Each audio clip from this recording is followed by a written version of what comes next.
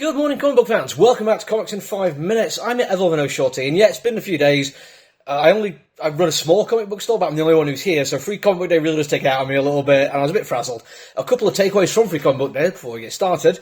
The Denise Camp Ultimates tease was brilliant. I was absolutely setting up to really look forward to that. And as a huge surprise, the Mad Cave Flash Gordon has been the best thing I read that came out for Free Comic Book Day. It's genuinely fantastic. It's not even officially out yet, and I already feel like it's going to be great.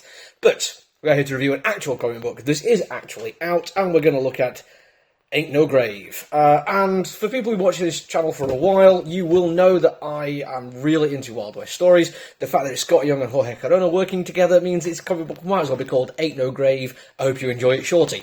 And I did. I really did. To start with, it hits all the trope kind of stuff I really like about Wild West stuff. To start with, it is just a revenge story. I mean, don't get me wrong, I want to say just a revenge story. There's some complications there which I'm not going to get into details on because I feel like it spoils some of the reveal moments. But at its heart, it is a revenge story. It's somebody who has been wronged and they are going on one last journey to try to effectively get revenge on the thing that did them wrong. What I like about it is that it kind of starts when they're already on the journey, but then through flashbacks we find out more about the character. Now, to start with, it is only a certain part of her life we're finding out about, which is at some point in the past she was a criminal. She would rob stagecoaches and banks, probably killed a bunch of people to do so because, you know, she's an outlaw. But she found the right person, the right man, they settled down together and they've had a kid. But we find out this through a flashback because she's already on the road. She's already travelling to go and get this final revenge. She has already made the decision to leave her safe life behind to go and do this one last thing, so hopefully she'll be able to go back and for the rest of what life she has left, enjoy it with her family. Now, the fact that it's not just started with this and you do it through a flashback feels like a very Wild West kind of thing, just a nice story beat as well, and I really do like it. We get a couple of flashbacks. I do feel like there's room to tell some more stories about her past, like before she became this happy family person, and I think within issue 2 and 3 we're going to get to some of that, because it feels like it'd be a waste not to. I also like that when we do get flashbacks, there are moments which give a reason for the flashback. It isn't just a case of, here's a break of the story, let's tell you some of the stuff now. The story is really well woven together. There's also a moment where we hit what could be a dream sequence. Now, I say could be because it is ambiguous. There is a couple of things that happen in this comic book which make me think that, well, kind of set up the idea that this isn't a real-world thing. This is not an actual Wild West story. There are other things going on. I want to say other. I don't want to lean too heavily into it, but yeah, something vaguely supernatural. So when we get a dream sequence, it might not be a dream. It makes sense if it was. She's a woman clearly haunted by her past, going on this massive journey to get revenge. And if in her dream, her previous victims, I think, come back and try to do terrible things to her, that would be a very sensible plot point to have as a dream.